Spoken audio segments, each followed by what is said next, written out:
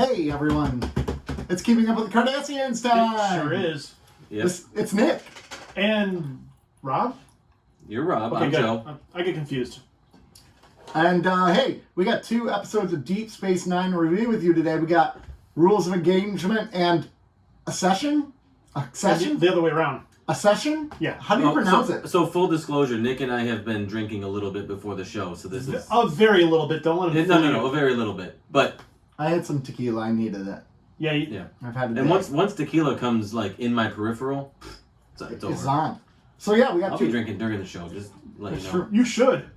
And I'll be chewing on gum for Rob. Oh my God. Stop it. But anyways, 2 episodes of Deep Space Nine to review today. We're excited to review them. I will just come out and say it.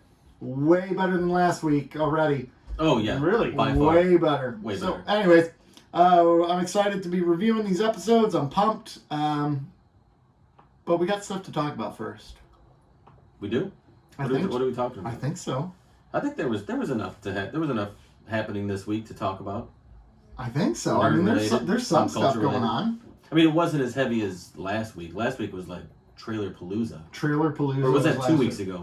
That was 2 weeks ago, and then we had one trailer. We had like Hawkeye, I think it was. That's right. Hawkeye was there.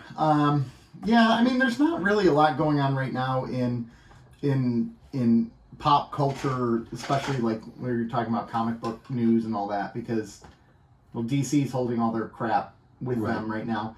Didn't I see something though about Marvel getting sued or suing someone so they don't lose the rights to the characters? Suing Steve Ditko's family, I believe. Okay.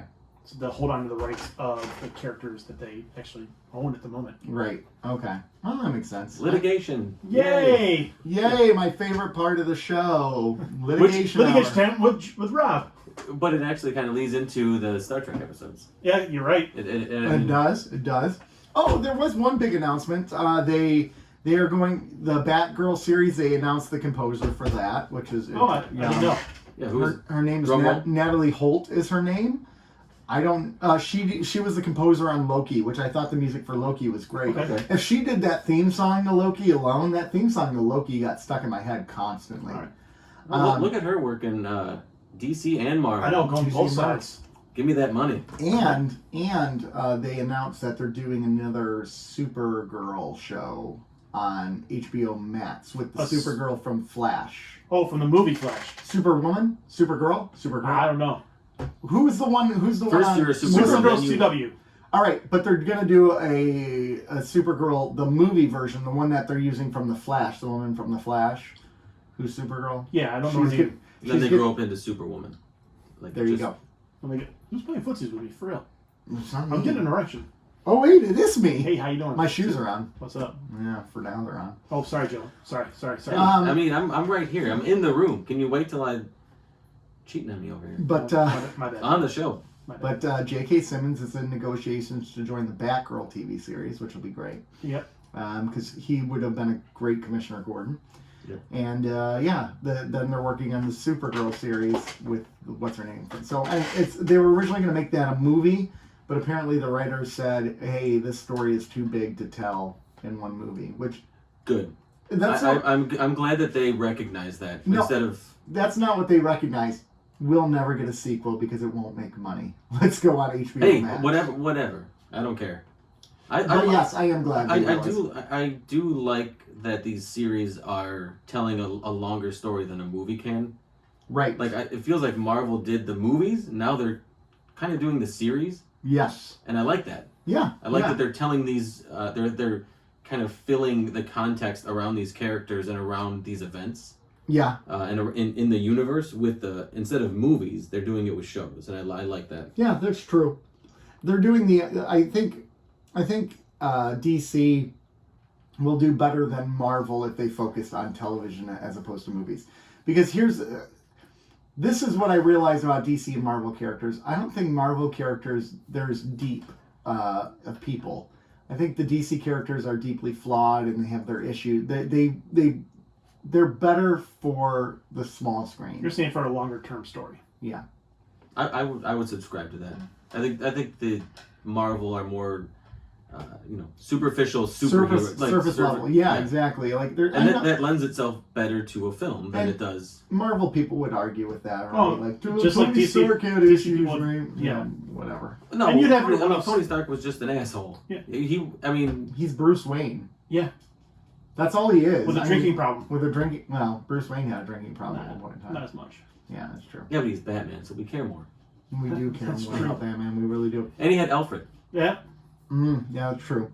But today was also a big day because 4 hours ago, NBC officially landed a series order for a TV show. What TV show is that?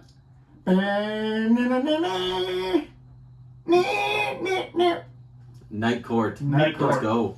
I love Night Court. With Melissa Rauch. It'll be interesting how they handle Dan Fielding. I think he's going to be fine. I hope so. I don't think he's going to be 1980s Dan Fielding. Oh, no. But I think he's going to be Dan Fielding, like... It's probably going to be adapting to the times. Yeah. But I don't think he's going to be completely a 180 from that character. Yeah. You don't think he's going to be neutered, essentially. Right. I want to ask you No a very pun serious. intended. I want to ask you a very serious question about this. And this isn't for you. This is Okay, for everyone. I'll see myself out. No, I mean this is for you to answer, but this Oh. isn't for you personally. Does anyone actually care about this series? No. Yes. No, I think no one cares. No one cares. I'm just I think kidding. this is a Me personally, yes, yeah, but no. Me personally, yes. Okay, so I didn't.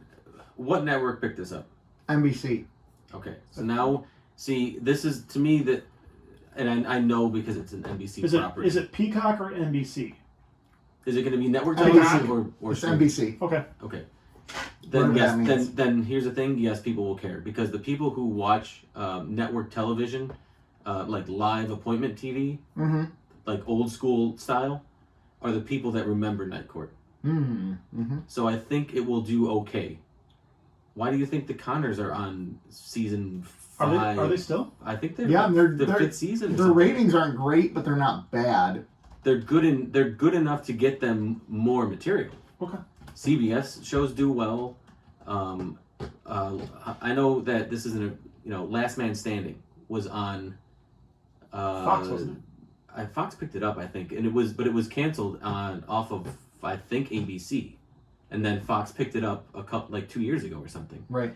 There's an audience for shows like that. These older, generally white audiences, Mm-hmm. they watch these kinds of shows. Mhm. They're going to remember Night Court, and Night Court is going to have. I guarantee it gets at least 2 seasons. It will. So, And if they do it right, it can be a really good show. It's a really unique and fun premise. It was in the 80s, Yeah. and I think it can do well if they do it justice. No pun intended. I think they can do it right. Are they going to bring Brent Spiner back for his one-off stint? Or not a visitor? That'd be pretty great. Yeah. That would be pretty great. Because there were kind of a lot of names that kind of flowed through that Like show. the one-offs. The one-off, yeah. The ones that are getting prosecuted. Yep. The Connors is averaging about 4 million viewers a episode, which That's about what we which- have it per in episode. today's media age Is it's huge. not bad. It's not great, but it's not bad. it'll get you renewed. That'll get you renewed. Yeah, Absolutely. absolutely. Yeah. And it'll Especially if they're not astronomical contracts. Which now that Roseanne's not on the show, I'm sure none of them are. I don't know. John Goodman's probably got a Goodman. pretty big contract. Yeah. But that's, Sarah Gilbert probably makes money. yeah, but like John Goodman money. No, Or not. Roseanne But money? you don't have to split it between Goodman and Roseanne and pay everybody else peanuts. You can pay Goodman decent money, Yeah. then you can pay Gilbert decent money, and then you can kind of spread Right. the wealth a little bit better. Yeah. Yeah. But to your point, I think about Night Court and about Dan Fielding. Think of what they did with the Connors after Roseanne left, because I didn't watch it.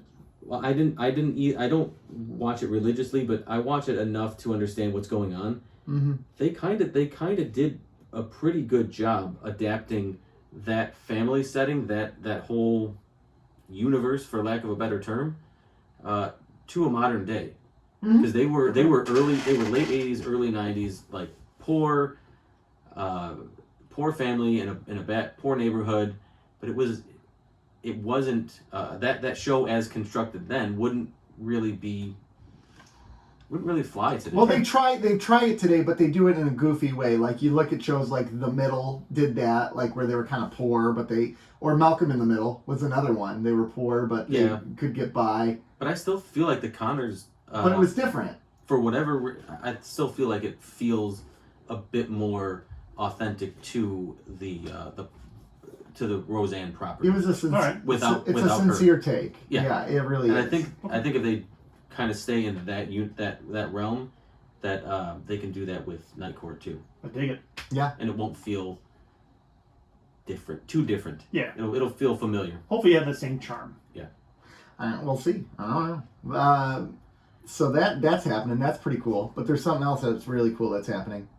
Are you ready to know what else is really cool that's happening? Yeah, go for it. Are you ready? Yes. Are you ready? People out there, are you ready? I want to play something for you. Here we go. Cue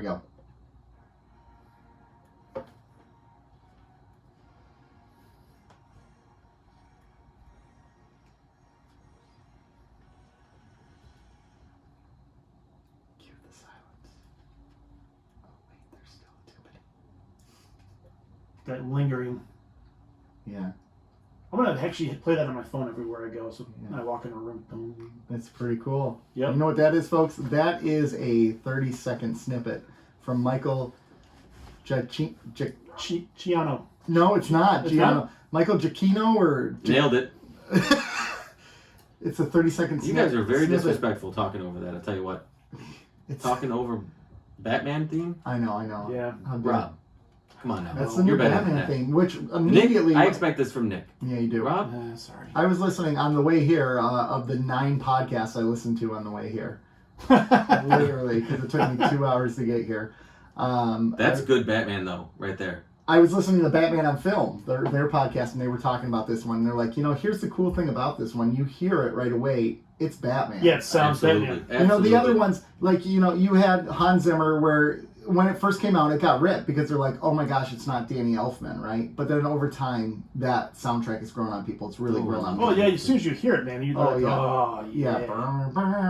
Oh, gosh, I love the Batman. Yeah. I love the Dark Knight soundtrack, especially the Dark Knight, the second one. And then you had the Justice League, which, it wasn't great. Beautiful Lie, is that what it was called or something like that? It was okay.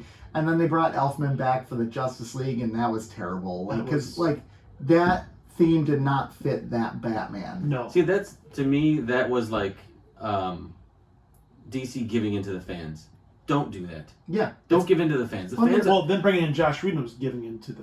Right. Yeah. You're plagiarizing your own work. I know. Too. Just execute your vision and tell the fans to stuff it. Yeah. Either you like it or you don't. Yeah. Well, and then that's the thing. Like, Danny Elfman, he's all... And this was the thing they were saying on Batman on Film, which I appreciated. Danny Elfman is always Danny Elfman. Hans Zimmer is always Hans Zimmer. Mm-hmm. Michael Giacchino, Perfect. Giancarlo. Home run. He can adjust his sound. He did Star Trek. I know. He did Star Wars. Alias. He did Alias. He did Super 8 or whatever it was. He's fantastic. Listen, although I will say I'll defend Danny Elfman on one movie. He's good. If you listen to his Mission Impossible 1 score... Oh, big surprise. You like Mission Impossible. It doesn't sound like Danny Elfman, though. Not at all. I know. It's good. At all. I mean, Batman 89 and Batman the Animated Series is all Danny Elfman will ever need. Yeah. And he can just... He's a legend. But he everything also Tim Burton after that, too. Well, that's what I was going to say. Any Tim Burton movie that he did with him was... But that relationship worked wonders for well, both because of they them. fit each they're other. both crazy. Yeah. They're both and crazy. I appreciate that. Yeah. Oh, he also did The Incredibles, Ratatouille, Now, Inside Out, Coco, Incredibles. So he's Disney's guy now, too. So we're recording, so you can't kill me. What? On initial listen, I like that better than Hans Zimmer's take. Really? Yeah. To me, that immediately tells me it's Batman. Immediately. Well, so Hans Zimmer, when they did his, I remember when he did Batman Begins, in an interview he said, there's a 2-note motif in here that identifies as Batman's theme, and it's gonna build to Batman's, we're gonna continually build on this until it becomes his full theme, because he's not Batman yet, right? Yeah. And he never followed through with that vision, really. And you think he got wrapped up in too many of the other side characters, which there's some really great stuff, like Harvey Dent's music and Bane's stuff is really good. Well, Well, the Batman theme But became his that. Batman theme wasn't great. It became that beat. Dun, Yeah. dun, Yeah. dun. Yeah. Because that's whenever you saw Batman about to come, it would kick into that. Well, at the end of The Dark Knight, where he's riding off on his, a silent guardian, a dark knight. He's the hero, not the hero we deserve, but the one we need right now. And then he rides off on his motorcycle. That's what they do. They have the timpanis just going nuts. Now, I've already stated on the show many times, my favorite Batman is 89. Of course. And I love the animated series. So you know I'm an Elfman fan. Yeah. That has Elfman vibes to me. It does. It does, yeah. And I appreciate it. It doesn't sound like a ripoff, but it sounds like because my ears are trained for that, it's a triumphant, theme, like a rising. Yes. But it should be a rising and like it should be a roller coaster because that's who Batman But is. we only got 30 seconds. Well, we did get the roller coaster because they go ba ba yeah, ba and then it comes down, Yep. and then it's probably going to come back up. Yeah. So I really like it. I don't know. It really excites me for this film. We got 24 days until the more that I hear was and gonna see say, about this film, the more Fandom. I'm excited. Are we gonna watch Fandom here in live broadcast? What day is it on? October 16th. Well, that Is that the doesn't 1 year give me the anniversary? time. It's getting close to it. I tell you one Look second. at that. Whiskey is good. It's a Saturday. It was tequila. Tequila. by the way. It's a Saturday. What time? Yeah, what I time? don't know. All right, settle. Everybody, I'll block it off. calm down. Well, what we should do is watch it and then give live reactions to it, and then we'll put that into the podcast. Yeah, I can record. Show meeting. Show meeting. Show meeting sounds good. Bingo board doesn't count yet, so don't. Yeah, don't even think about it, Yeah. knuckleheads. So That's next week. So there was one other pop culture thing that I wanted to mention. Jesus Christ. sorry. Can I have that? I mean, that sounds good. That sounds like something I want to be in on. Put the rock in your mouth. No, it is the Rock's tequila. That tequila. Oh gosh, but it hurts so bad. This is a very specific boycott. I'm only boycotting his film. Oh. Okay. Anyways, the go Super ahead. Mario animated movie was With announced. Chris Pratt and freaking who's Bowser again? It's Jack Black. Jack Black. Okay. So, Super Mario Brothers the movie in the 80s was an absolute train wreck. I think it's not It as bad depends as who you ask. I think with No. the benefit of hindsight, it's not as bad as. No, with the invention of the internet and meme culture, that movie has taken on a different tone. All right, you win. Pre-internet, that movie was just demolished by everybody who's ever seen it or reviewed it. But the animated movie has Chris Pratt as Mario, Anya Taylor-Joy as Peach, Charlie Day as Luigi, Jack Black as Bowser, Seth Rogen as Donkey Kong, That's awesome. Fred It is Armisen. Donkey Kong. Fred Armisen and Sebastian Maniscalco are. And It's such a good cast. Is it though? I don't know. Why, Chris Pratt? Chris Pratt to me is not a good voice actor. So Chris Pratt, you got I totally agree, but everyone else, I love Charlie Day's a home run as Luigi. Jack Black is a home run grand is slam as Bowser. Bowser. Yeah, but who was the other? You said who was Anya Donkey Taylor-Joy. Kong? Oh, Anya Taylor-Joy is a home run. yeah, she looks like Princess Peach. Oh my gosh, and she is a. Seth Rogen is Donkey Kong. That's Seth Rogen will be Seth Rogen. Well, he's got that. He's got that voice, that stoner. Seth Rogen. That's my Seth Rogen. I mean, that's not bad because Seth Rogen sucks. But Thank you. Hey, good. We totally agree on that. hey, Michael Giancarlo are also people did going to Jurassic attack Park. me like they did with Woody Harrelson? No. Okay. I still can't believe someone agreed with you. Who was that on Twitter or liked it? Was it Hillary? Might have been Hillary from Muck. Maybe. About Woody Harrelson? Oh. Which I'm so bummed. Yeah. She's She's coming to Detroit tomorrow, and we're not going to be able to see her. Hillary, you let us down. I think you've let us down with all the. You said you had family, and so. I do have family, and How much family do you have? Because it happens a my lot. sister is turning 40. She's having a 40th And birthday party. why do you at my like You them have house. to so go? much? Why do you like It's them at so my much? house. Yeah. Huh? Why do you like them so much? That's What's the not- secret? Sometimes you see family because you don't like them so much. Listeners, basically he's saying he likes his family more than he likes you. It's true. I think I think our listeners want a family man. Is there an intersection of listeners and your family? Does anybody? No, none of my family listens to this. Oh, good. None of mine either. Mine either. I love my family, but So anyway, I wanted to quickly backtrack to Michael Giancarlo Follow. That's his name now. Oh, are we excited? But are we excited about the Super Mario movie or no? I'm quickly backtracking, then I'm going to go back because he ties into the Super Mario movie. Fair enough. So that's why. Jurassic World, he also did. Michael Giancarlo. War for Planet of the Apes, Spider-Man Far From Home. Anyways, home run. Actually does not tie into Super Mario. I just wanted to get that out Actually, it does. Because he did the music for Jurassic World, which starred Chris Pratt. It all comes together. Well, so here's my thing about the Mario movie. Well, I love the voice cast, right? Mine is Chris Pratt. Here's what my wife has complained about this for years, and for years I'm like, get over it. It's no big deal. But now I'm agreeing with her. There's no room for voice actors anymore.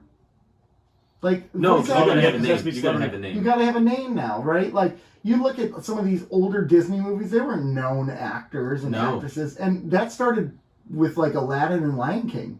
In fact, I saw a thing about Robin Williams and Aladdin, which was kind of like the start of it all. It was a big thing to have Rob. He was a huge name then, and it was it was a grab for eyes and ears. Yeah, but now you don't have that. Now, my argument with my wife used to always be, well, there's video games now, right? They fill the hole in video games, but even that's starting to change. It really is. Right? They're starting to be big name actors and actresses. Because these games get huge budgets. These games get huge massive. budget. They make so much more money than movies and everything. Yeah. Yeah, Well, they it's really incredible, do, and they can tell. In some cases, they can tell a way better story. Oh yeah. There's some video games that have told amazing And stories. it gets you. The Last of Us. Oh, It gets you the way second more one not as emotionally good. involved. I didn't too. watch the second one. Or didn't play the second one. But that's a good point. I didn't watch it because you feel like you're you're watching. Anyways, yeah. No, I'm just saying that the games get you emotionally involved. Oh yeah. The Mass Effect series, man, they got me. I love the Mass Effect series. Oh, I am cautiously optimistic about this Super Mario movie though, just because. I wish they would have released some clips. Honestly, well, they don't- didn't do any. They just released the names and the summer. I think it's summer or holiday 2022. December 2022. 2022. Yeah. So I mean, it's Nintendo and Illumination who made Despicable Me and Minions, stuff like that. Okay. And Shigeru Miyamoto, the creator of Mario, he's a producer on it. It's me, Mario. These are good people to have involved in a project, so it doesn't potentially lead to a train wreck that the other one was. If it doesn't have Bob Hoskins, I'm not interested. He should Or John Leguizamo. Well, Bob is dead, but John is still around. still would be a better Mario voice. Chris Pratt. Hey, Than Chris Pratt.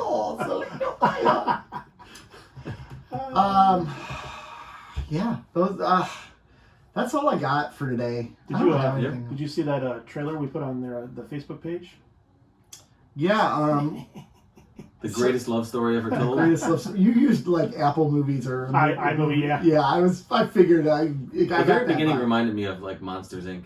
Yeah. Oh, Just the way it comes. Go to out. Facebook. Too bad it and wasn't check like the beginning for Up. That would have been even better. The beginning for Up. Yeah, and one of you dies at the end of it. Yeah. Wow. Real. Preferably both of you. Are you the kid that comes by with the balloon, like or with I'm the dog, man. Squirrel? You are the you. Now that I think about it, I'm the dog, man. I'm all over the place. I don't know where I want. I just want to go for it. That's all I know. You're our dog. What's up, dog? Yeah. What's up, dog? What's up, dog? What's up, dog? Let me get some of this tequila. What else we got going on, gentlemen? I know what else we got going on, but someone's got to drink tequila first before he does it. Well, don't you have a new? You got something all to right. do? It's time for our next. It's time for our next. Our next. What is it called? Toy Time Joe. It's time for Toy Time Joe. Here we go.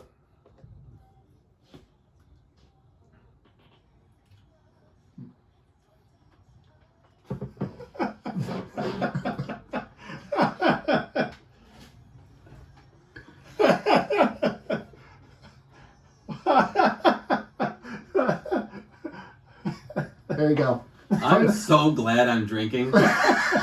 Oh my god. So, true story, I found that little audio clip a while ago, and I had really better ideas on I was going to actually take it seriously. And like, it's so bad I love it. Right. And then today, you know, I was stuck in traffic for 2 hours. I was already in a bad mood. I'm like, how am I going to cheer myself up? I'm just going to wing this right here and make it in 30 seconds. So there you go. That's your Toy Time with Joe music. You made that in 30 seconds? I couldn't tell. I could not tell.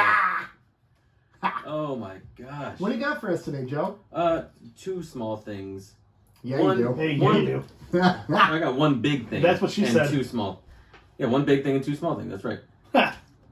Big no, mouth, small think, brains. I think there is going to become... We're getting to a point now, I think, in toy stores where there's going to be a He-Man burnout. Because we had the release of Masters of the Universe Origins, which was kind of like a re-release of the original toy line. Yeah. They wanted to do it for the next generation. That's Right. fine. There was nothing to go with it. That was 2 years ago they started, and they just kind of have been pushing it. And it's a fantastic toy line. Absolutely fantastic. Yeah. Then Netflix signed and put out Revelations. And they did toys for that, which are more geared towards collectors. They're Right. bigger. They're bigger size. They're more sculptured, more articulate. Now Netflix has a second He-Man show. I do? Yep, and it's more geared more towards kids. It's called He-Man and the Masters of the Universe, but it's geared more towards kids. I didn't know that. Okay. It just released last week, Okay. and there's a toy line to go along with that. So we're getting to a point where we have 3 separate Masters of the Universe lines on pegs in stores. Yeah, they're overdoing it. They're oversaturating the market. Yeah, exactly. They're pulling a Star Wars. And I looked on at this these bad toys, boy. and these toys they look like the show, Yeah. and they're priced where I think they should be, $9.99 for a regular one and $12.99 for like a larger figure. Mm-hmm. But I feel like it's oversaturation at this point. Yeah. And I just don't understand why they're.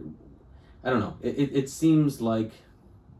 You're There's upset gonna- about this. I can tell. I am kind of upset, but at the same You time, get upset about this toys is a lot. this one isn't geared towards me, so I'm not going to. You're not upset about that. Yeah. Okay. I'm not upset about it, but I worry that it's going to impact the lines that I do enjoy. Right. Because It's going to be a justification for cutting it because the sales aren't as good or whatever it may be.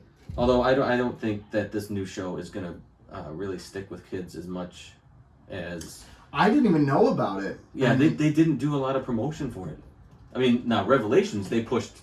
Yeah, I had no idea. Revelations they pushed as hard as they could for an animated show, but that was again geared towards a more mature audience. Yeah. This is definitely a kids show, and it's a brand new sort of take on He-Man. Oh, really? Okay. Whatever. I'll watch it just because it's He-Man and I. Oh, and it's CG. It's CGI. It's CG. Yeah. Yeah. Like, I mean, most cartoons are CGI now, but it looks CGI. Revelations was Was it hand drawn? Cell hand-drawn, shaded? yeah. It was hand Not cell drawn. shaded. I think so. Really? It was. That's cool. It was my favorite. Not my favorite, but I will. It's a feather in the cap of that show was its animation and how well done it was. The other thing I have is we started kind of late tonight. Yes, I we was on did. my way here, and there is a toy store literally right around the corner called Time Blaster Toys. Yeah. And they have the weirdest hours. They close like Everything has weird hours right now. I know. Well, they close at like 6. I kind of like it. They close at actually. 6 during the I week. do. Who? Yeah, they close at 6. 6 during the week because it's the owner who is in there from 8 in the morning till 6 at night. and But if they it's close the shop. yeah, but what if I want to go there? 6:30. Like you don't get to go there. no, I at did 6. because it's a There's Friday. there's a lot of cats that don't get off work till right about then. Yeah, there is. And guess what? They're buying his product. Yeah. I mean, how the Well, so kids- maybe his hours becomes noon to 8. Well, he has weekend hours. I think they're open Anyway. until 7 on the weekends and stuff like that. Time so, Blaster Toys. Time is that what you Blaster said? Toys. I stopped in. I took some pictures that I'm going to put up on our socials. Oh, good. I lo- wonder. I love the- I love the arcades. And I love the store. Do they have a Twitter page? I don't know. They're on I'm not Instagram. sure. They are on Instagram. They have newer lines and they have older lines. One thing I like about them is that, like, there's another store in Oak Park that they have a ton of stuff, but they are pricey as crazy pricey. This place, not so much. I won't. I will say that they are fairly priced. Fairly priced is a good term. Yes. You're not going to necessarily find something that like they don't know that they have, but they're not going to gouge you. Yes. Right. Very fairly priced, and I don't know. I browsed around for a little bit, and I found a original Grizzlor from Masters of the Universe. Give me that Grizzlor. He has real fur, full bush. Look at this guy. That's how they did it in the 80s. That's some nice fur. That's true. That's pretty cool though. That's awesome. That's a good So Time Blaster Toys. I will be stopping in at some point again because they had an original Snake Mountain that I didn't have the time to take a look at or purchase today, but it is on my radar. Can we talk about how awesome it is that they're located on Joy Road? Joyful to play with toys. It is. Joy Toy. How much tequila have you had? I know. Not enough. Did you pregame this? No, I did not. I wish I did. He was drunk on anger. Yeah. Traffic anger. I'm drunk. Got here. He's drunk on anger. 275. So that's what I got. Anger. Shout out Time Blaster Toys. I don't know that they have Twitter because it's not on their card, but they do have an Instagram. Yeah. Yep. And a phone number Yep. and an email address. Yep. And a rad ass store. The floor is awesome. Well, so it's really cool. They have like arcade machines. Really well put together. Yes. Not a very big location, but it doesn't feel cramped. Agreed. And they have VHS tapes. They have a whole wall of VHS. I sent that to you, remember? Yeah. Yeah. That's pretty cool. With a nice Is it though? wood console TV. A whole there. row of VHS tapes? Like, that's a cool thing to have. I didn't see price tags on them, so I didn't even ask. I wasn't. $1. Are they? I don't know, but I'll be stopping by. that's the again. most I would pay. What? I'd pay $2. High def or nothing, baby. No, I wouldn't buy VHS tapes. I would. I still watch them. Well, that's because you're an idiot. No argument. No lies told. Yeah. No lies told. If your wife listens to this show, she would agree. Oh, there's so many people that listen to this show that agree that I'm an idiot. Well, with that said, now we're all agreed. Should we take a quick break? That's a rarity on this show. Yeah, That's true. that should have been like the ultimate bingo thing. We all agree on something. Yeah, that's That is true. we'll add that to the board because it doesn't have. Yeah, if we ever all agree again, that you just win bingo Yeah. You just win. I like that. because it'll never happen again. Okay. Well, how about we take a quick break? We got 2 episodes to review, so let's take a quick break. We'll come right back, okay? Deal. Sound good? I just threw it in there just now. Huh? You're good. We're still recording that right there. Hi. We're on a commercial break. That's true. I'm drinking on the commercial break. Sometimes you need to. I'm gonna open up Grizzlor. If you watch this, comment, Do it. like it, See, I subscribe, actually play with my toys. This isn't just. That's not your toys. That's something else. Look at this bush. Look at him. And just like that, we're back. And you know what I just realized? I think I realized. I never mentioned we were a part of Odd Pods. Hey, it's back! It's been a while. Yeah! I was so rushed. Yeah, we are a proud We're a affiliate. proud affiliate member of Odd Pods. We have 2 siblings now. We do, Beard Ale and the Muck. So the Muck cracked me up the last episode though because they were talking. They're like, you know what Odd Pods needs to do, and they're like, look at us giving them advice. Like they're only their second show into it. And they're telling them what to do. Like whatever, we're family now. Yeah, This is pretty awesome. Tina and Hillary are our family. That's pretty cool. Just come in and start making rules. That's right. Yeah, that's what we do. That's Odd Pods is a great family. It is a great family. It is a fun. It's a growing network. family. It is. It's growing. Yeah. Oh, Two the new- happy little children. 2 new adopted children. Aw. 2 new happy children. So, anyways, we're back. First episode, Accession. I got it. I'll talk about. Is it Accession? What is it? Titled Accession. Accession. That doesn't feel like a real word. Accession. Succession? Accession? I don't know. Accession's how it's. Accession. books. Anyways, it's Accession. So, here we go. Boom. We're on D9.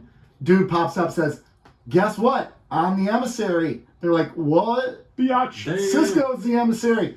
Turns out this man disappeared 200 years ago. Very famous poet from Bajor. His name is Jesus. Yeah. and he's reappeared, and he's been told that he's the emissary. So Cisco never wanted to be an emissary in the first place. It's like, boom, I'm out. Peace. He can have it uncontested. He gone. And then this guy's like, you know what we need to do? We need to make Bajor great again.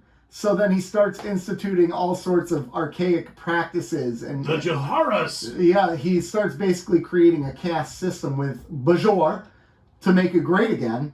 But big surprise, whenever someone says make something great again, it's really a lie, because really all it is a way to grab power. Actually, no, this guy wasn't trying to grab power. No, he's actually pretty He cool was about it. being pretty sincere about it. So anyways, he, so, you know, all of a sudden, because he's doing this, now the Federation isn't going to allow them into the Federation.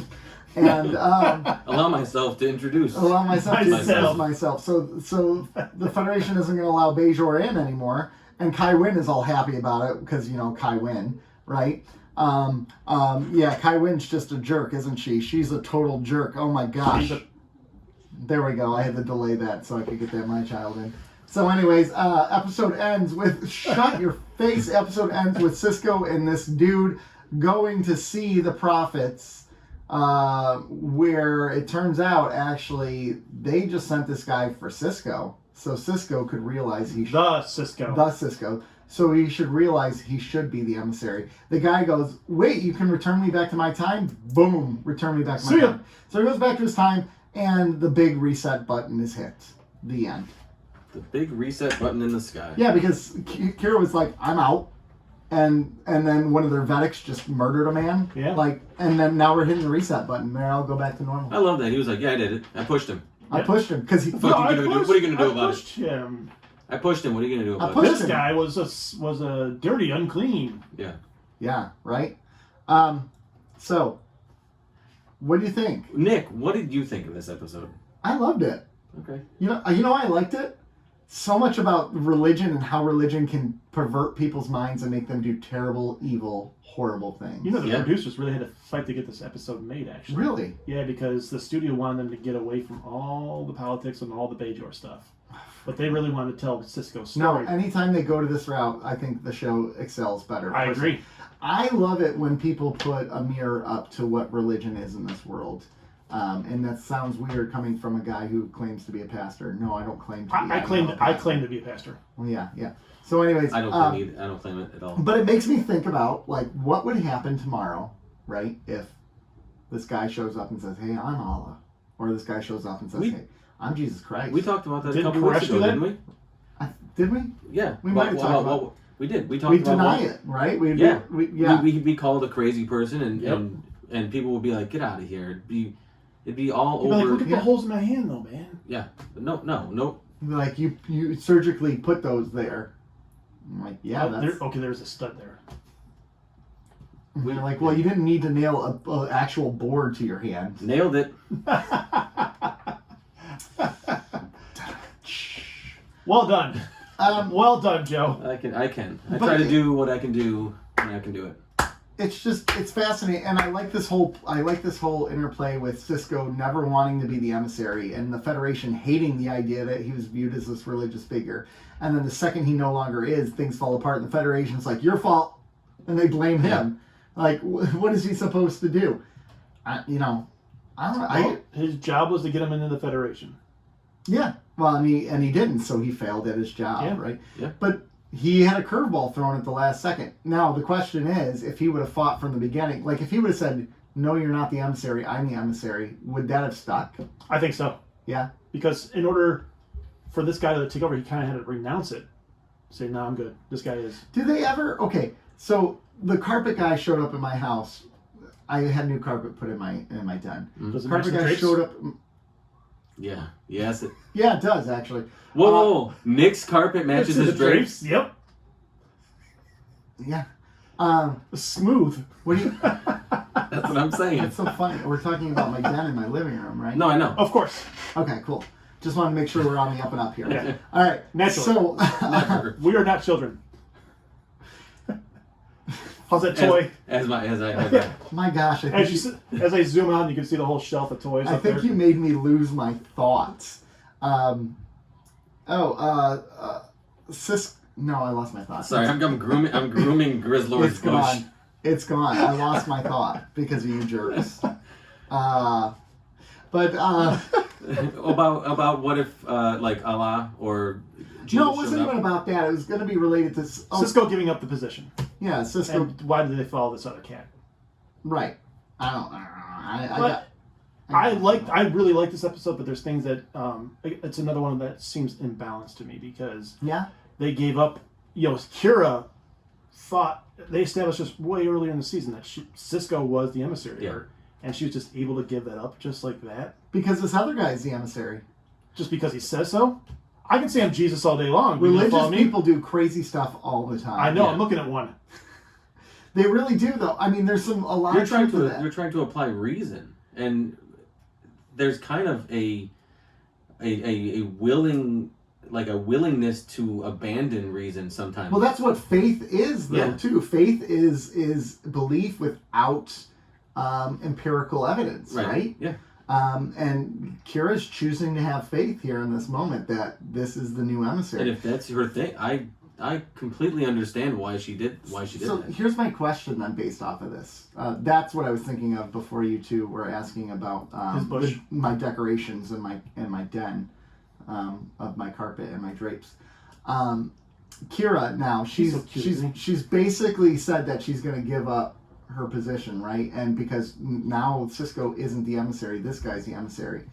What happens to her now after this? Now Cisco's the emissaries again. That's what I was talking about. The carpet guy came. So at the end of the episode, what was the I missed the final resolution. Did Cisco take it on again? And everyone's like, "Yes, you are the emissary." Was there a moment like that? Not really. It's just that or they just kind of said they kind of summarized it at the end where he said this guy went back. It was important for him to tell everybody. They all remembered this cat coming back and what was going on. Yeah. But they were able to see how history changed and to the point where they are now.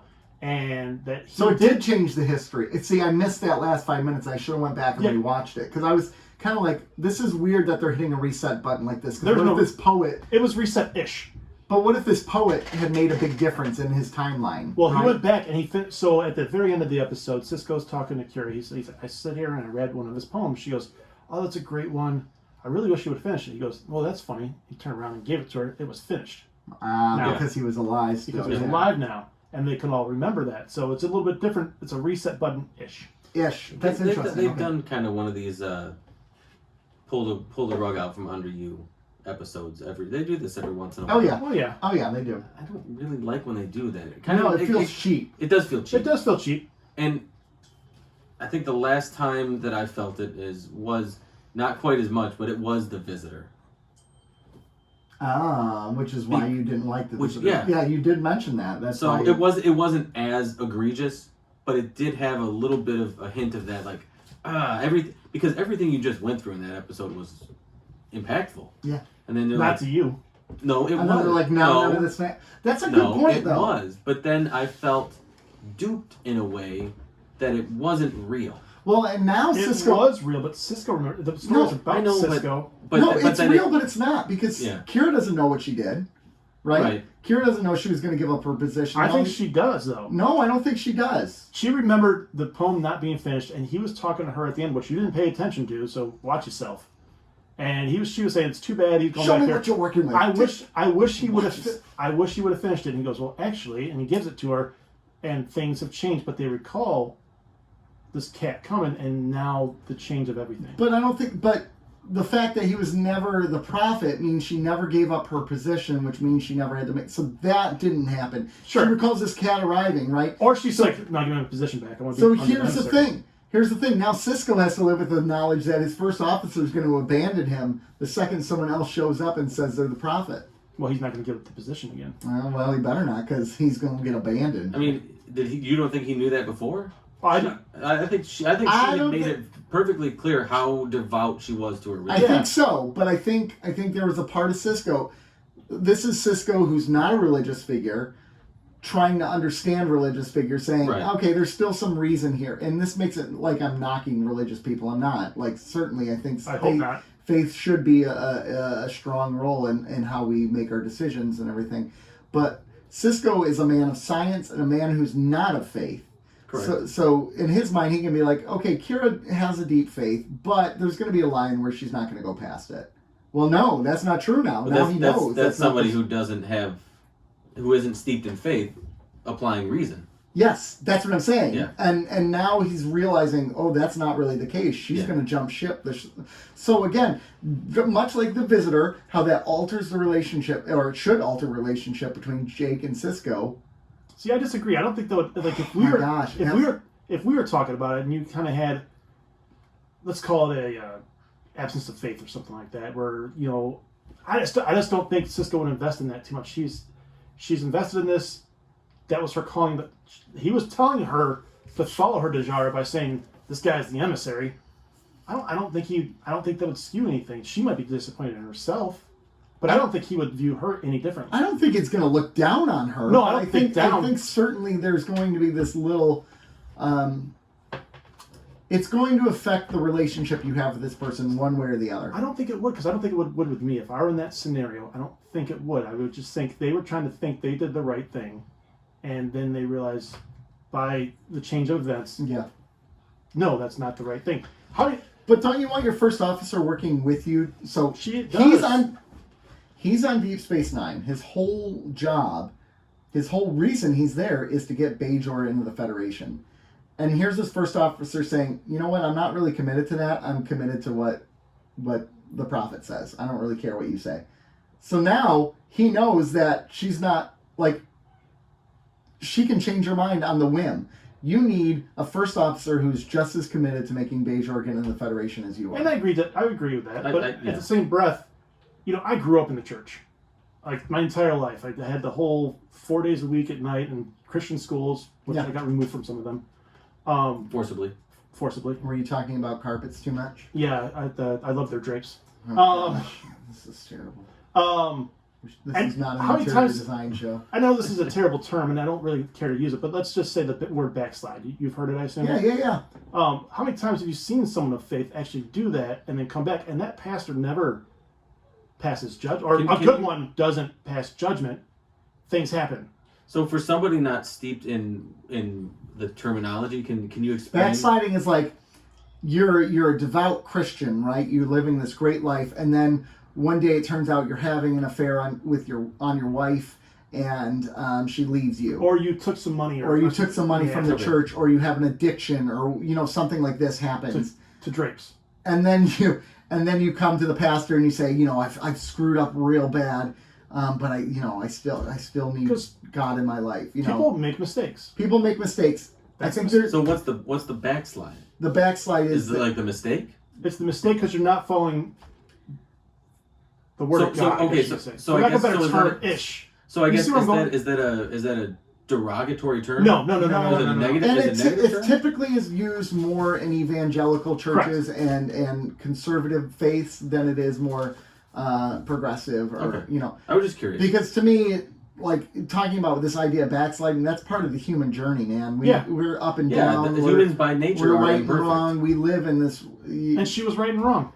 Well, she could. I don't think she was necessarily wrong. So no, I don't think she was wrong. I'm attacking Kira. I think Kira was in the right. She had but going forward, Cisco has to make an evaluation of what is her commitment to her position. See, I just don't think it would affect him much because I think he would like. Well, now that he's back to being the emissary. Now I think that's a feather in his cap. Well, now he's got it. He can be like, I can just tell Kira to do whatever I want. Because she basically said that. She didn't basically. She said. We would have done whatever you asked of us. Right. So which is why, because he's like, why are you listening to this guy? Well, because he told us to do it. Yeah. If you would have told us to do something, we would have done it. But so here's one of the problems I have. Kira, grilled cheese. Although no, I mean you could ask her for anything, but I guess you have replicators it's for pizza food. On this show. You don't like grilled cheese? Oh, I love grilled cheese. Okay. But I'm saying on this show we ask for pizza. Yeah, we do ask for pizza. Now, our P.O. box. I asked for macaroni and cheese, man. Some white Gouda macaroni. I want to know, is replicated pizza good? No. Let's try it. None of the replicated foods are as good as the real thing. Well, that could be the Little Caesars version of pizza then. Well, yeah. I mean, we're talking. The pizza varies widely. Now, this is a spoiler that I'm willing to listen to. Does pizza make an appearance on this show at all? Not this show. Okay, fair enough. Continue. I think it does on Enterprise. I can't remember. But so part of my issue with this show, The future seems and bleak. it's hard for me to and it's hard for me to wrap my head around it, is just how easily they went with the other guy. You know what I mean? Yeah. And yes, there are people of faith that would do that, but there's also a lot that wouldn't. Yeah. He just shows up and is like, I'm the emissary. Yeah. And they're like, oh, cool. Yeah, no problem. Yeah, I mean, if We you had look, we had this guy over here. He said he was the emissary, but if you Forget him look now. politically, there's a lot of people of faith that went with a certain party because of what the guy said, but there's also a lot of cats that didn't. And Yeah.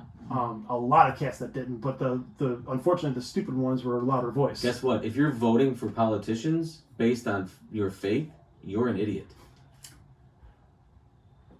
I vote based on my faith. You got to. No. But- Hold on. I'm sorry. Based on whether or not that politician aligns with your faith, you're an idiot. Because guess what? Correct. Guess what? Whatever you believe, whatever your morals are, whatever your faith is, they don't give a shit about it. I would agree. Here's actually the way 90% of that. Yes. Here's the way I actually look at it. It's a different angle from that. I use my faith to determine how I vote, but I don't vote based off of someone who will go into office and institute my faith on other people. Because what happens if a president comes in the office that is not of the same faith system that I believe in? Now he's enforcing his beliefs on me. Right. How is that right for me? So like all in our country right now, people are like, it would be so great to have someone with faith in office. They're not. Those people who are saying that are never going to vote for a Muslim man for president. No, they're devoutly faithful. Or Joe Biden gets ripped, right, to shreds. He's a Catholic, right, but he still gets ripped to shred because his faith doesn't identify with the faith that many evangelicals identify with. And this isn't a knock. This is just a reality of the situation, right? Well, because he's a everything right now. because he's a pro-choice he's a pro-choice president, and that to a lot of the people in that especially faith, Catholics. well, Catholics, Yeah. but yeah, I mean, they're Stereotypically denying speaking. him communion, right? Which, the theological issues there for me. So I don't want anyone, just to get to the point, is I don't want anyone being in charge who's going to dictate beliefs, even if it's my own beliefs, because what if someday it's not someone with my own beliefs up there dictating those? Oh, that's fair. Right? So I vote for Joe, and I vote for Joe. Joe is a good Protestant Christian man. What? I want you to be Surprise. the president because you support everything I believe. Surprise. This is hypotheticals. No, it's real now. And I'm voting for you based off of faith, and I'm so glad we have a Christian man in office, so Joe does everything I want. And then Rob runs as the next Christian man, and he goes, well, wait, you got some of this Christianity elements wrong. I'm going to change some ways. And then I'm going to go, that's not right. You can't change that. Well, why can't you? Because I've already proven that I'm voting based off of I want someone who will go in office to enact religious change just as well as political. I don't know. Anyways. My platform, if I run, toys. Toys and pizza. Okay? By the way, Toys, pizza pizza. was mentioned once in Deep Space Nine. It was a part of a holodeck where they were talking about Holosuite. In What the Bashir 62 hologram program, Tony Sitchy claimed that the chef of Vic's Las Vegas Lounge wouldn't know a good pizza if it hit him in the face. And bada bing, bada bing. So we're gonna wait till season 6. In Star Trek Voyager, they eat pizza a lot. In Enterprise, they eat pizza a lot. And These are my Star Trek. Picard, What are we doing here? there's a whole episode where they're making a that's pizza. right. What are we wasting time with DS9 for? Hey, shut your cake Star up. Trek Picard has a whole episode where they're making a pizza. They're teaching them how to okay, make you know a what? pizza. I was bamboozled here. Bamboozled. Abadabinga. Abadabanga. I mean, you start me off with a Trek that has almost no pizza in it when there's a whole other world of pizza. There's Trek. a whole Star Trek subculture of pizza. I bet you there is. Probably is. I'm their leader. Yeah. So one of the biggest things that I thought about this episode too is like this is a grass is always greener on the other side, right? Cisco wanted for so long not to be the emissary, and then he's not, right? Yeah. And then for so long the people of Bajor wanted an emissary who was going to be like super involved, and then they got one, and then it's like maybe we don't want, except for the fact that they all bought into it. And quickly. Yeah, And very, very quickly. Very quickly. You want to talk about a cult? Yeah, The Bajoran people. Though Marv had a good point in one of his reviews that said maybe he could argue all of Christianity is a cult. Marv, I would love to talk with you about that. He's going to be on the show soon, isn't he? Yeah, we got to have him I on the think show so. sometime. I mean, we got to work out schedules, but Marv is Marv is definitely in our radar. Again, check out Marv's podcasts because he's great. Pods Like Us. Yeah. Watch it. Specifically our episode. Yeah. Yeah. No. It was his number one show, so his number one rated. I mean, come on now. How can it not be? It was like, yeah. Humble. Anyways. Most humble.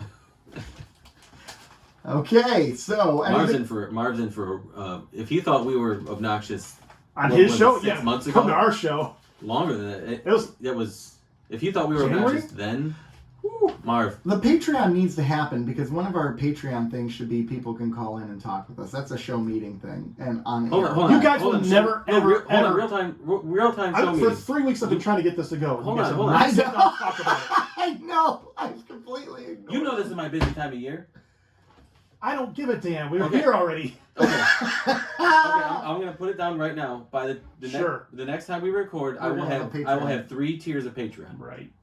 Scout's honor. Right.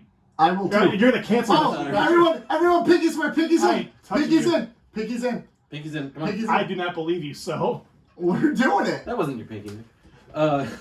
Anything else from this episode? Hold on. oh, there's a lot I think from this. But for the show meeting, do you want them to be able to call in live, or No. then I already got it. I got a phone number. We're putting it up.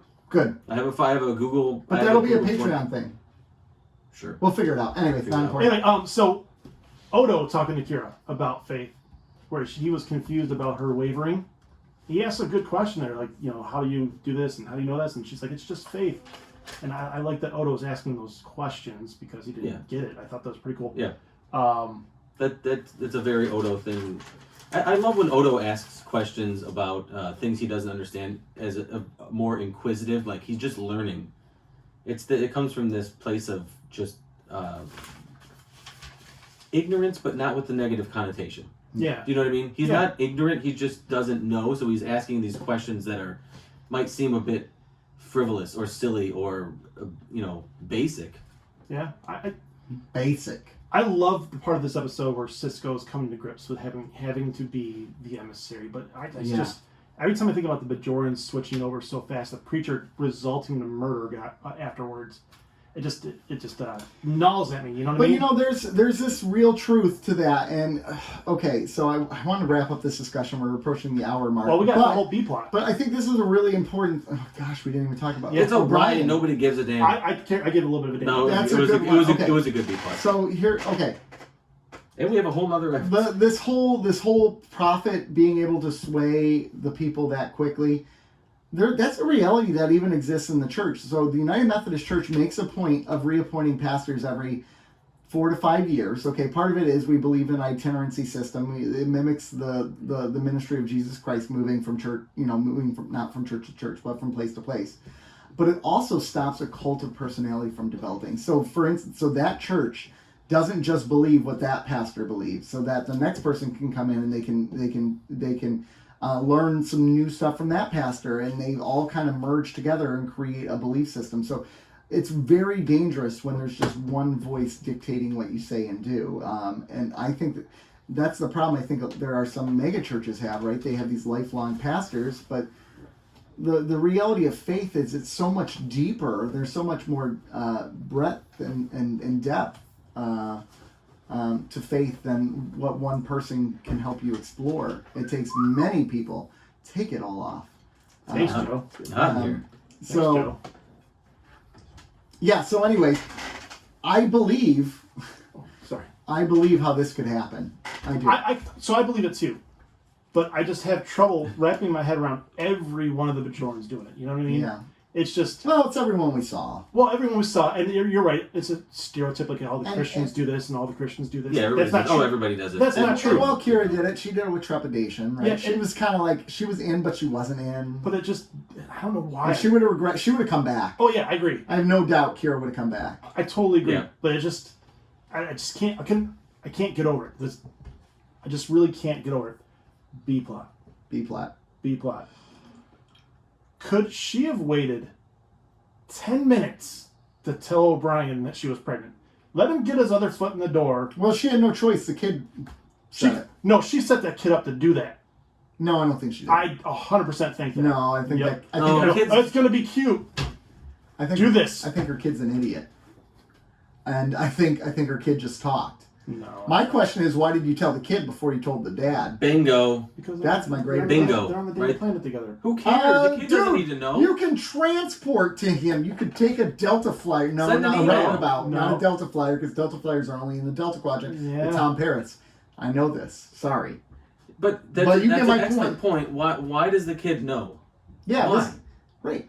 And so early in the process, too. Yes, Yeah. she's I what, understand this is month the along? I know A this is month the along? 24th century, but like, let's heal up on I think the it's reins. I think it's honestly rude to tell the kid before telling your husband. Yeah, I get that. But You're right. I do see what you're saying, though. Like, that's kind of like broadsiding him. Though one Unless- could argue, well, you know what? How is that any different than women? They don't necessarily get to choose the time when they find out. It just happens. So why is... No, I you know what? And all this happens off screen. So maybe there was a moment where she was emotional, like either happy or sad, or she found out, and then the kid was like, "Oh, what's wrong, mommy?" I haven't seen you for months. And you also just like, hey, kid. But at the same But they time, wanted to have children. Yeah, still give me 5 minutes to see you. You're going to see me. I'm going to see a lot of you, but then you drop a bomb. can we talk about the Next epic, week I'm walking the in epic, here and I'm going to tell you I'm pregnant. Can we talk about the epic one-liner that O'Brien had when he said, "Can we try for twins?" Yeah. And she's like, I don't think you know She's how like, I don't biology think- works. Yeah. How about... That was very. I thought it was hilarious. Yes, and agreed. very non-DS9. Yeah. And very much like a line you hear from a drunk guy in a bar. Well, yeah, yeah. you want to try for twins? Yeah. Let's get it, girl. Or when Quark said congratulations, he was talking about Brock, the Ferengi story. Yeah. See, Brock acquire, Brock acquire, acquire, Brock acquire. That was great. I loved it. Oh. And the callback to Worf having to deliver the first baby. Yep. That was a great tie back. That was really cool. Spoiler alert. I can also say that I liked Worf in that scene. He Yeah. was hilarious in that scene. He was good. Very funny. Yeah. Very Yeah, funny.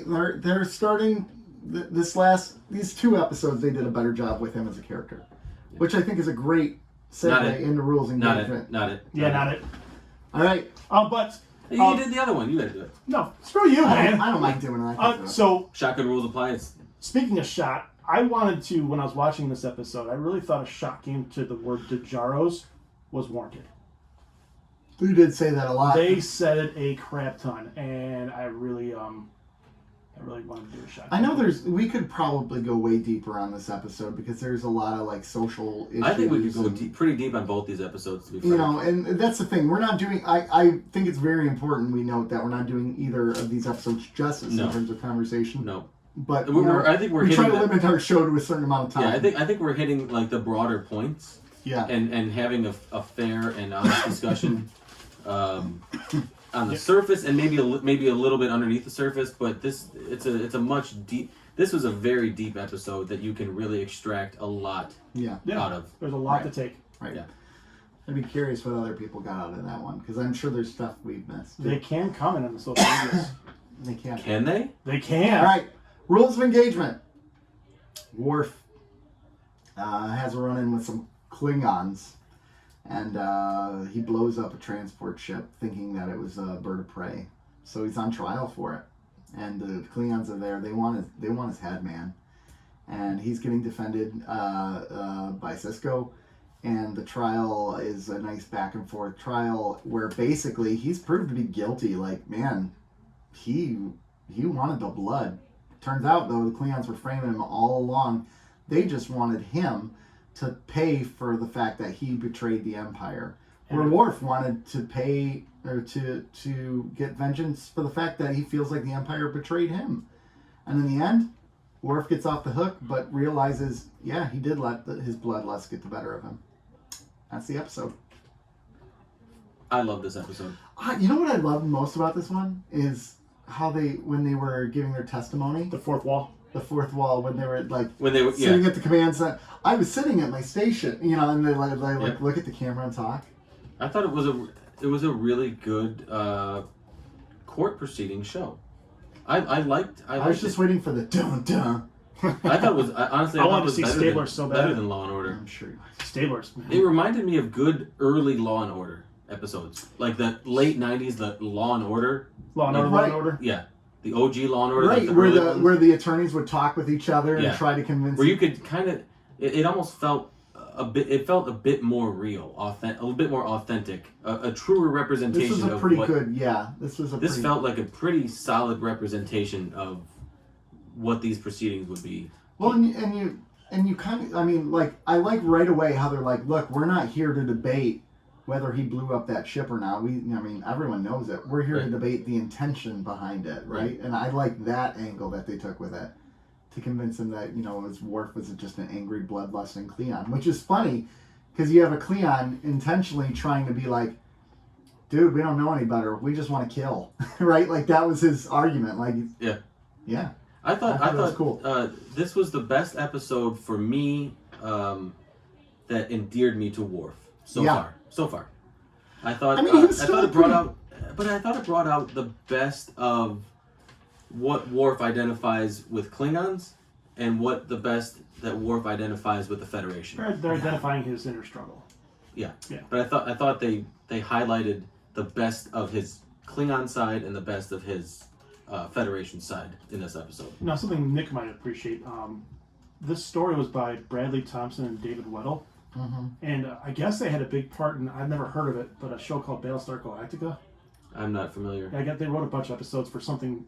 You ever hear that? I haven't. Anyway, I've heard that you'd like. It sounds fake. Sounds made up. You still here? Don't anger him on traffic. Hey, don't get stuff all over your carpet. I'm speechless. Well, he's got the computer. I'm speechless. I'm speechless. Yeah, that's a good show. Which the Space Force uniforms oh my gosh, are the Battlestar Galactica uniforms. I mean, when are you enlisting?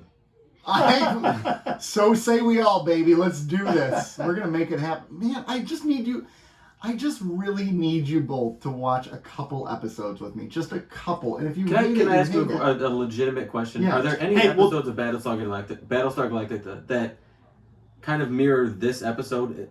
Because they were they wrote for it. So there's a whole season. There's a main character in there.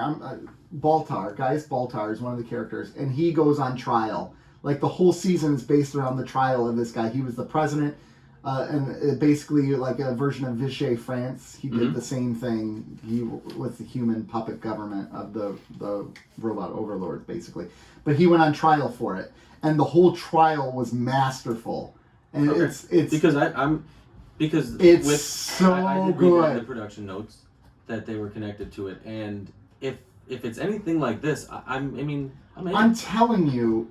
For as good as the writing is on Deep Space Nine, and this is gonna hurt your heart, the writing on Battlestar Galactica is better in terms of character. Fallacy. It absolutely is. Does Deep Space Nine stick it in the landing better? Yes, absolutely. Does Battlestar Galactica falter at points? It majorly does, but so did Deep Space Nine at some points. Now it's kind of trending. Do upward. I ask and answer my own questions? Absolutely. Do I? I do. I love when people do that. I do that all the time. I love this episode though. I thought it was very. It wasn't as deep as the previous episode. I'm okay with that. But I don't think it wasn't. It wasn't superficial either. There was a lot of judicial procedure things that were really fascinating. How Cisco versus the Klingons, like the different procedures, the different ways that they approach putting somebody on trial, extracting the truth. I loved one of my favorite sections of this was when Dax was on trial. Oh yeah, that was good. It was just really, like, you can see how masterful and like a lawyer can be to really set up. He was a good attorney, man. Tupac. Yeah, Tupac. He was good, like, especially with O'Brien when he's like, "Would you like? How many battles have you been in?" And it's 212. That was fantastic. That was good. That was I'd like really to classify him as an expert witness, and then it's like because then you know what, I love that part because you know what that does? It puts Cisco in a really awkward position to either he says yes, he's an expert, in which case everything that O'Brien says is automatically like ratchet Elevate it it. up. Yeah. Or he has to say no in front of him, that he's not an expert, knowing damn well that he is. Right. That was really well done. Yeah. One of the things I didn't like this episode as much as you guys. I'm just going to put it out there. But one thing I did enjoy is how the lawyer looked at this proceeding as a battle. Yeah. Klingons love their battle. They love where they find glory on, and this is his battlefield. And he said it, and it showed. And even at the end, he's like, "I'll defend him because I don't care what side I'm on. I just like to fight." Well, in the fact that he gets Worf, he baits Worf into hitting him, which, Worf, are you an idiot? Well, I know. Hold on. It was obvious what he was doing. So But he's a Klingon. Yeah, come on now. Something took me out of that episode, and it was the terrible sound effects when he punched that guy. him, Bing! At least it wasn't Bang. this It one. was terrible. The sound effects for that little 3 punches was god awful, and it totally took me out of it. Like the dubbing was terrible. The whole thing. It wasn't They just 66 needed the Batman old school. terrible. Yeah, I was going to say they just needed the old words up on the screen. Pow! Bang! No, it'd been kaplow. Sorry, kaplow. Kabloom. But No, that was... Well, let's just say that the sound effects guy isn't going to stow the core. nice. He's not. It was not Because necessary. he was without honor. Oh, man. Oh, it was not You two necessary. dorks. You two dorks. All right.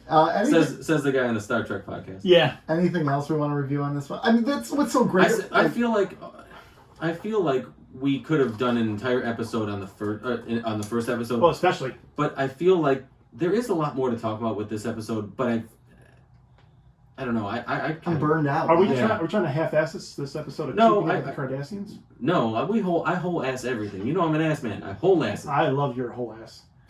Well, I mean, Squats. the reality is Watch my video on Facebook. there's not much more. I mean, the one thing that I will say from this episode is all these people are sitting there defending him as a friend. They're all basically admitting he's a super faulted dude at the same time. Like Jadzia is, O'Brien. Well, then again, O'Brien wasn't. He's like, look, when you're in the chair, decisions look different. Yeah. Hindsight, yes, I wouldn't have fired. Jadzia threw him way under the bus. She did, yes. I 100% would have fired in that ship. I'm telling you, if I was in that chair, I would have too. I would have lit a that ship decloaking. hell yeah. Yeah. Why is a transport ship And they cloaked were in the first place? when they were attacking you. Can I say something? They knew what they were doing. That I maybe I'm an idiot, but I didn't necessarily see the twist that that Cisco brought with That there was no one on the ship. With the two groups of people. Yeah. And then when it started coming, I was like, oh shit. Oh, so you didn't see that coming? Yeah. I didn't see that coming, and then so you assumed there were people on the ship. well, at first, yeah, and then I was like, oh, there's two groups of people, and they're on the same ship. I'm like, he's got him, and then it ends up being there was nobody. Yeah, there's a plant. But I didn't see those twists. I really didn't see those twists coming. Maybe it's because I was so invested in the procedural stuff. I don't know. Yeah. I thought it was well executed. Well executed episode. It was a great episode, but again, I have real problems with the fact they don't have actual, attorneys and lawyers in the room. Well, I think we talked about for the We've talked about this in the past, but it's at least this time it's a little different. There's no one else in the room except for the admiral and I love Cisco, but I would have Picard defend me. If I had to pick a captain in all of Star Trek, it's Picard. I would have had Kirk because he would have just slept with the Vulcan and things would have been wrapped. Yeah, he would have slept with a Klingon too. Yeah, he would have done. No, he wouldn't have. Captain Kirk, Not a Klingon. Not a Klingon. Let them die. Can we agree that Grizzlor looks like a freshly showered Klingon that has towel dried themselves? Can you imagine a Klingon with a perm? Can we? Is there a place on the internet that has permed? I gotta look. Guess who's gonna ask? Hey, how's the cork outfit coming along? You got a month. It's good. I mean, I'm exactly where you thought I would be a month out from Halloween. Let's put it that way. That sounds about accurate. Yep. The shitty thing about the Quark costume is the mask. The outfit, I have a shirt and I can go to I'll just go to the thrift store over the next couple weekends and find, a vest and pants. The outfit is fine. It's the mask. The mask is either you have to get almost something that's screen quality for like $300-$400. Oh my god. It's like a Peggy Bundy. Yeah, Peggy Bundy looks sorry. Good Quark Bundy haircut. So it's either like a $300 or $400 like screen quality Quark mask, or like a $5 thing you just put on your face. Hey guys, guess what? If we had a Patreon, I'm just saying. wouldn't- The wouldn't want Patreon's this. going towards our Star Trek trip next year. That's true. I really That's want to true. improve the video quality. No, The I video- want to go to Star. the video quality is perfect. Hold on, let me zoom up on We you. gotta go to the I convention mean, Joe, first. stop zooming up on yourself. Yeah. You're so friggin' egotistical. What an ego on this one. Yeah, man. What an ego on this one. Yep. Yeah. It's actually the whole show has been Joe, just on camera. It's true. No, you guys are on there. I've watched it. No, I'm saying right now. Oh, that's well. Zoom back out. That's Come you. on. You vain son of a biscuit. So Let's. So yeah, the core costume is nice. It's coming along. All right. Cool story, bro. Wait, I'm recording whatever Halloween show, I'm recording in costume. I was gonna. I'm just gonna amp it up every week. are there any makeup artists that listen to this show? DM us. That are, I guess, local.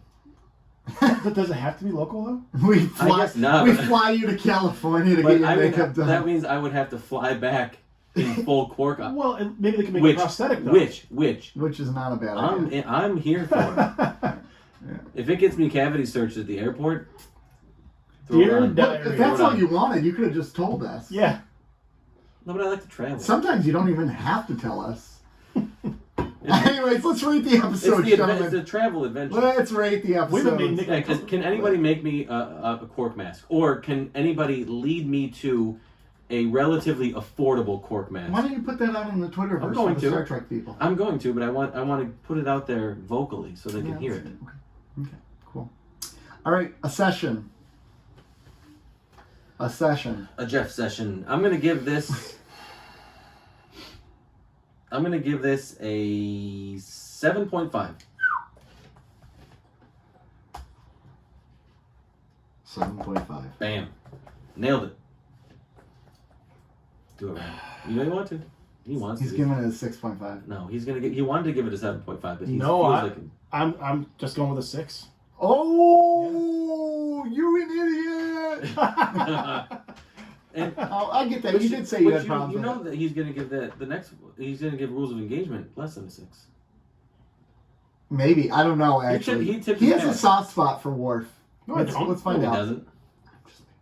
I'm gonna give Rules of Engagement a 7. I'm going to give it a 7 as well. Oh, 7.5. I like this episode a lot. So you like it? I do too. You guys don't want to know. 4. 4.5. Okay. It's not bad. A 5 is not bad. It's Yeah. I struggle with 4.5 though. yeah. I figured. It just my issue, like with Ascension, or I call it the wrong thing. Yeah. I just can't get past.